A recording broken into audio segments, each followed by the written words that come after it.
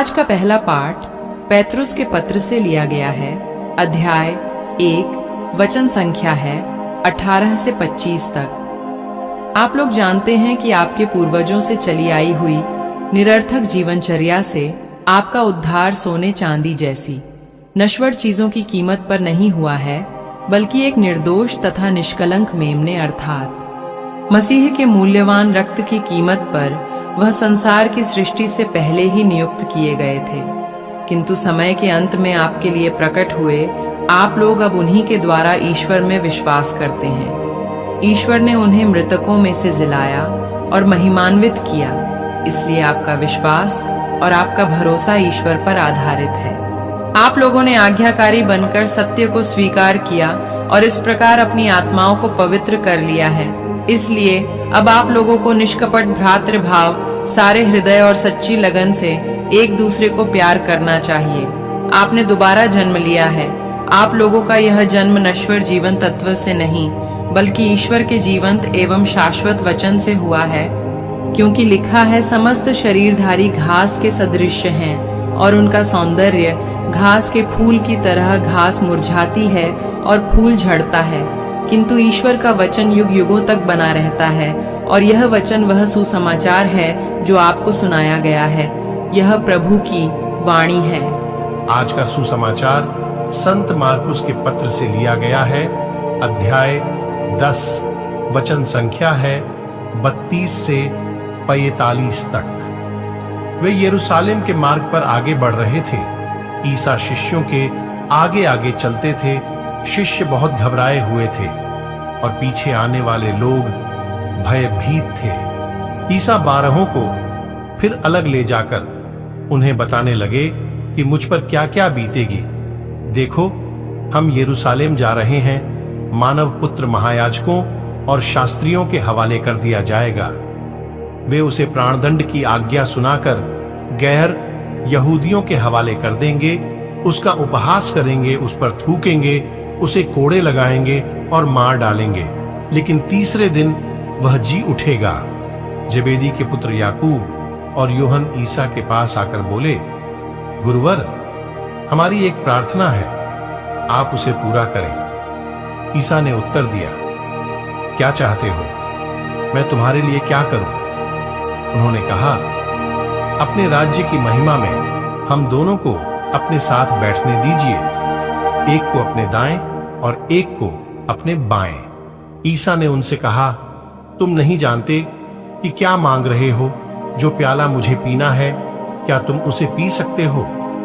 और जो बपतिस्मा मुझे लेना है, क्या तुम उसे ले सकते हो? उन्होंने उत्तर दिया, हम यह कर सकते हैं इस पर। ईसा ने कहा, जो प्याला मुझे पीना है उसे तुम पियोगे, और जो बपतिस्मा मुझे लेना है उसे तुम लोगे, किंतु तुम्हें अपने दाएं या बाएं बैठने देने का अधिकार मेरा नहीं है। वे स्थान उन लोगों के लिए हैं जिनके लिए वे तैयार किए गए हैं। जब 10 प्रेरितों को यह मालूम हुआ तो वे याकूब और यूहन पर क्रुद्ध हो गए। ईसा ने उन्हें अपने पास बुलाकर कहा, तुम जानते हो कि जो संसार के अधिपति माने जाते हैं, वे अपनी प्रजा पर निरंकुश शासन करते हैं और सत्ताधारी लोगों पर अधिकार जताते हैं। तुम में ऐसी बात नहीं होगी। जो तुम लोगों में बड़ा होना चाहता है वह तुम्हारा सेवक बने, और जो तुम में प्रधान होना चाहता है वह सबका दास बने। क्योंकि मानव पुत्र भी अपनी सेवा कराने नहीं, बल्कि सेवा करने और बहुतों के उद्धार के लिए अपने प्राण देने आया है। यह प्रभु का पवित्र सुसमाचार है। मनन चिंतन। आज के सुसमाचार मार्ग में प्रभु यीशु जेबेदी के पुत्रों की मां के अपने बेटों के लिए उनके राज्य में उच्च दर्जे की मांग का जवाब देते हुए बड़े बनने की वास्तविक प्रकृति के बारे में सिखाते हैं। वे बतलाते हैं कि स्वर्ग के राज्य के उसूलों के अनुसार जो दूसरों का दास बनकर सेवा करता, वह आत्म बलिदान का जीवन जीता है, वही बड़ा व्यक्ति है। आज का वचन हमें प्रभु यीशु के उदाहरण का अनुसरण करते हुए विनम्रता और सेवा का मनोभाव अपनाने के लिए आह्वान करता है।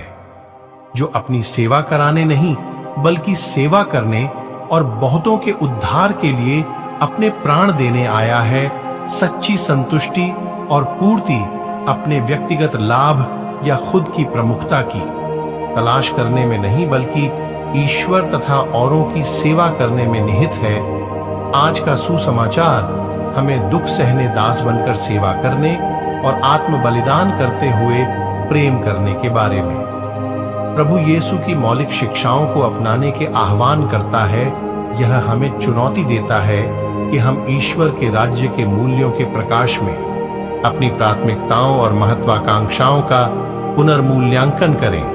हम यीशु की विनम्र सेवा और निस्वार्थता के उदाहरण का पालन करें और अंत में वचन हमें याद दिलाता है कि सच्ची महानता स्वयं को ऊंचा करने में नहीं बल्कि मसीह के प्रेम और विनम्रता के साथ दूसरों की सेवा करने में पाई जाती है। मेरे प्यारे विश्वासी भाई बहनों, आइए हम सभी आज के वचन पर मनन चिंतन करें। आप सभी को परमेश्वर आशीष तथा शांति प्रदान करे। आमीन। प्रार्थना।